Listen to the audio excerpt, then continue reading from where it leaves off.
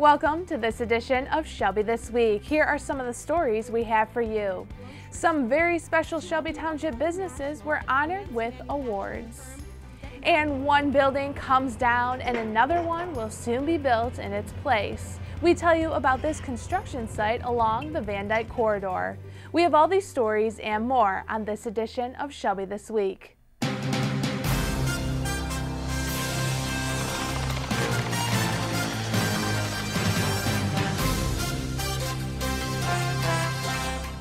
Several businesses were honored at the annual Shelby Township Business Awards. Small businesses are the backbone of a growing, vibrant economy. What would Shelby Township be without the successful businesses?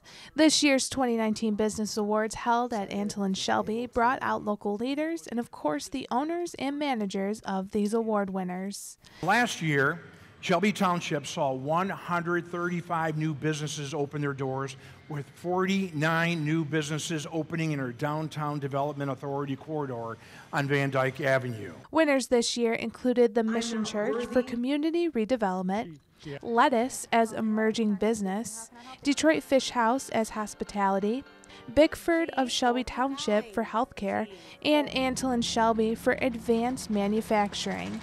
Each business representing a sector of the community encompassing growth and economic wellness. For the owners themselves, it means a lot to be placed in these categories. Just to see all of our hard work be recognized, it was just the best feeling in the world.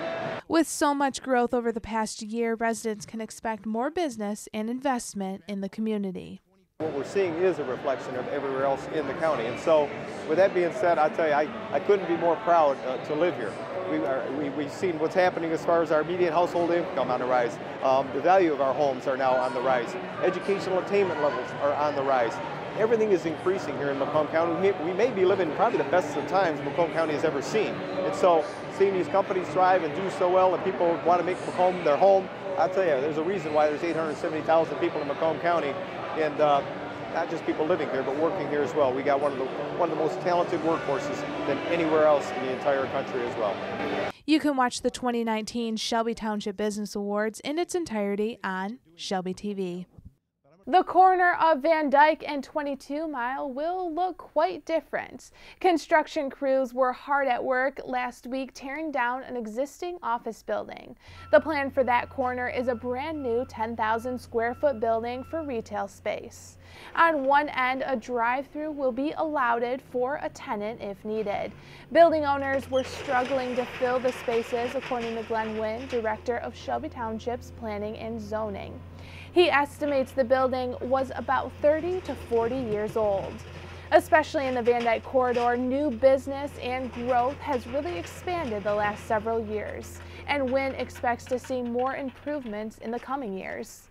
Sporadic new development up and down Van Dyke, old buildings being removed, new buildings starting over again. So that's probably the next generation of development you'll see in the township, is that regeneration of old buildings going away and being replaced by new buildings. It's just natural part of the process. We haven't seen it though, because we're still in that growth mode, but you'll see that transformation occurring now.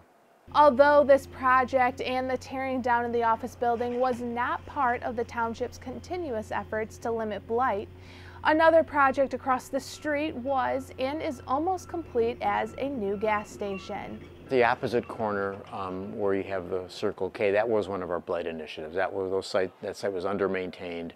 Those buildings needed to go, so that was a good example. Again, sites just outlive their usefulness and you start all over with them. As of right now, Wynn said there are no confirmed tenants for the building spaces on Van Dyke and 22 Mile. Last week, we showed you one piece of technology the Shelby Township Police Department is using to assist in accidents. This week, Stacy Sansatera takes us to the police station to showcase TrueNarc, another piece of equipment used to enhance the way the officers do their jobs. TrueNarc is an instrument, a scanner that we use to identify drugs. I guess I'm here today to kind of give you guys a first-hand look at how we use our TrueNarc. TrueNarc is a thermoscientific handheld analyzer. It is used in the field to identify multiple controlled substances, including narcotics, synthetic drugs, and cutting agents. This came back cocaine-based. It keeps our officers and the public safer. It allows us to test a substance. We can actually scan it through the packaging materials, either being plastic or glass. We don't have to manipulate it anymore. We don't have to handle it. We're worried about contamination, and this definitely cuts down on it. Law enforcement officers need to quickly identify suspected narcotics in the field to help keep drugs and drug dealers off the streets. One single scan, we can test for over 450 controlled substances. We couldn't do that before. It was one test at a time using old kits that we had to put a sample into the kit, mix it, and try to get a result. Okay, this one comes back red with MDMA. If you don't know what MDMA, there is it comes back with a list of all the test list on here, everything that's inputted into their library of everything they've scanned in here that the machine is downloaded with. On here it comes with a list, so you kind of go through, look up. This is all alphabeticalized. Got MDMA on back on here. It showed up red. Go back to your code up in front here. Gonna look, find MDMA. It comes back as heroin. The national drug problem is increasing, impacting communities across our country. With the TruNarc, the accuracy and reliability of our narcotics and drug test lab are available anywhere you go. It allows us to get our cases in court a lot faster now. Prior to that, we weren't testing those substances because I didn't want my officers contaminated. So we'd have to wait, send it off to the lab, wait several months for it to come back. At that point, then we'd go for our warrants. So it really bogged the system down and tied our hands. We need to be able to deal with these cases in an efficient manner, and this definitely allows us to do so. If we arrest somebody tonight with those substances, we'll have a full printout for the prosecutor's office in the morning, and we'll have the warrant by the afternoon. See, it doesn't take much. As long as a clear background here, and as long as we can see some of the powder, it doesn't need a whole lot to scan, although the laser's coming out the end there.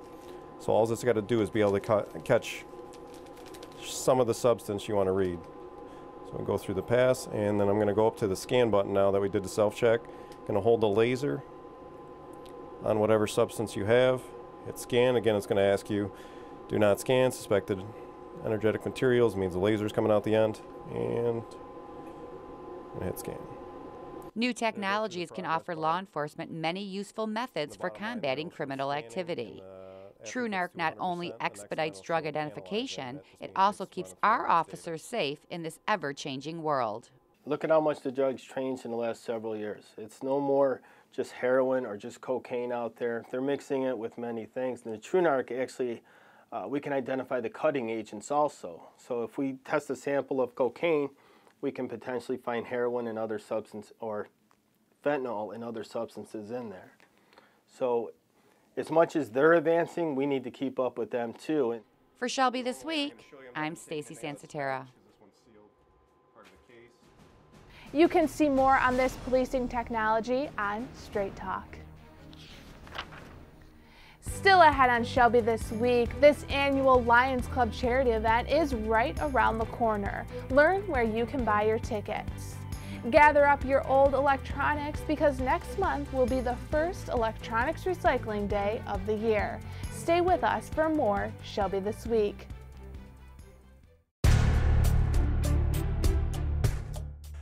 We'd like to take a moment and talk about severe weather and tips that can keep you safe. Thunder and lightning storms happen all the time. Do you know what to do to keep your family safe? Be aware, if you hear thunder, you are within distance of being struck by lightning.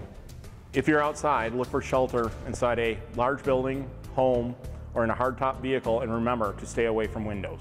If lightning does strike your home, dial 911 immediately and move to a safer place, such as a neighbor's home.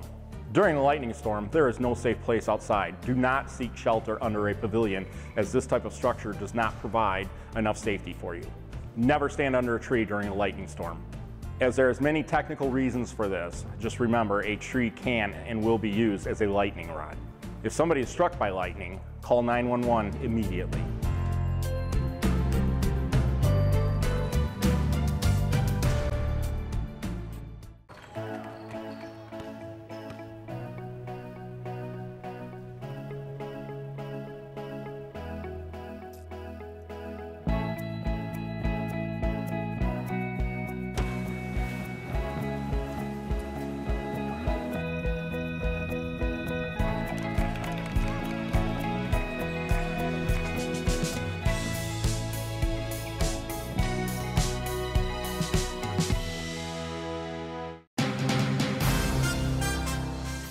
unique charity event will allow you to sit and watch MMA fighters in the ring. The annual Lions Club Knockout Blindness will be on Tuesday, March 26. The event supports Leader Dogs for the Blind, an organization the Lions Club is always lending a helping hand to. It's for Leader Dogs, and Leader Dogs, a few years back, we were #1 in the world. Not in Michigan, not United States, in the world, giving Leader Dogs. And it's because of functions like this here. We have a big wine taste. We have 950 people first week in November, and we're out to support Leader Dogs. It's about $38,000 for a dog from the time it's small till it grows up, you know. So that's a lot of money, and we give it to the people. They don't pay for it. Knockout Blindness will be at Palazzo Grande. Dinner starts at 7:30 p.m., with the main event starting at 8:30 p.m. You can purchase your tickets right now for $150. Visit ShelbyLionsClub.org to reserve your spot at a table. Mark your calendars and gather up your old electronics, because the next recycling day will be next month. Electronics recycling will be April 27th, and it is open to Shelby Township residents. The change in the program took place this year. Originally, electronics were collected once a month, but to cut back on costs, the township agreed upon hosting the event twice a year. The program will take place in April and then again on October 26th. Collections will be held at Riverbends Park and will run from 9 a.m. to 2 p.m. There is no cost for Shelby Township residents to participate in this event. The Shelby Township Senior Center will host the American Red Cross for a blood drive. On Tuesday, April 2nd from 1:30 p.m. to 7:30 p.m., the Red Cross will be in the building, and anyone able to donate blood is asked to come out. According to the American Red Cross, every 2 seconds, someone in the United States needs blood. Donations help patients of all ages. If you would like to donate, you can call and make an appointment by calling 586-739-7540. Coming up next, decades worth of artwork will be on display, and the woman behind the paintbrush is a Shelby Township resident. And the Shelby Community Foundation has grants available for high school seniors. You're always trying to keep your kids safe, right? What about preventing concussion? Concussion can happen anywhere, on a sports field, at the park, even at home. So you need to know the ABCs. Assess the situation, be alert for signs and symptoms, and contact a healthcare professional. Most kids recover completely, but seek care to help them get better faster. To learn more, go to cdc.gov/concussion. Keep kids safe. It's as simple as ABC.